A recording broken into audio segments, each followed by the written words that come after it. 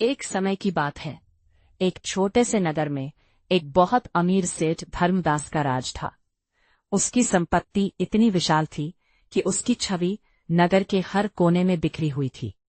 सेठ ने अपने नन्हे से नगर में एक भव्य मंदिर का निर्माण करवाने का निर्णय लिया, जो सोने की परतों और बेशकीमती हीरे जवाहरात से सजा हुआ था। वह चाहता था कि लोग उसकी दानशीलता की महिमा गाएं।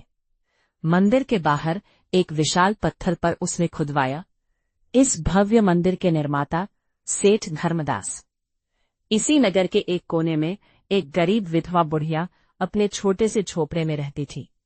उसकी आंखें हमेशा पीड़ा में डूबी रहती थीं, जैसे कि समय ने उसके साथ कोई अन्याय किया हो। उसके पास धन तो नहीं था, लेकिन उसके दिल में निरंकार के प्रति अटूट विश्वास था। हर सुबह वह अपने वृद्ध हाथों से मंदिर की सीढ़ियों पर बैठकर धूल साफ करती, अपने किसी काम की चर्चा किए बिना।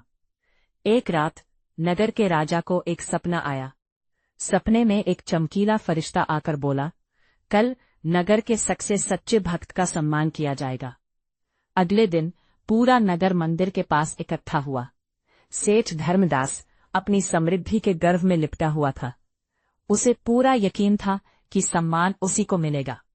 जब फरिश्ते ने नाम पुकारा तो वह नाम उस गरीब विधवा का था। सेठ आग बबूला हो गया।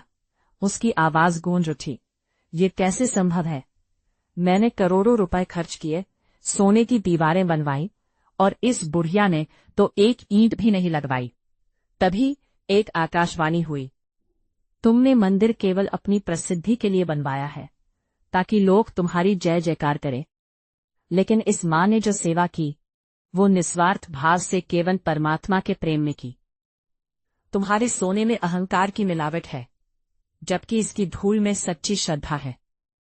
सेठ के चेहरे पर असहायता थी, लेकिन बुढ़िया की आंखों में संतोष का एक उजाला था। उसने धीरे से कहा, मैंने कुछ नहीं किया, केवल अपने दिल की आवाज सुनी। इस घटना ने नगर की आत्मा को जगाने का काम किया। लोगों ने सीखा कि सच्ची भक्ति और सेवा दिखावे से परे होती है। उन्होंने समझा कि निरंकार का निवास भव्य महलों में नहीं, बल्कि उन दिलों में होता है जो विनम्र और साफ होते हैं। सत्य वही है जो हृदय में बसा हो, और झूठ वही है जो केवल बाहरी दिखावे में छिप। एक समय की बात है। एक छोटे से नगर में एक बहुत अमीर सेठ धर्मदास का राज था। उसकी संपत्ति इतनी विशाल थी कि उसकी छवि नगर के हर कोने में बिखरी हुई थी। सेठ ने अपने नन्हे से नगर में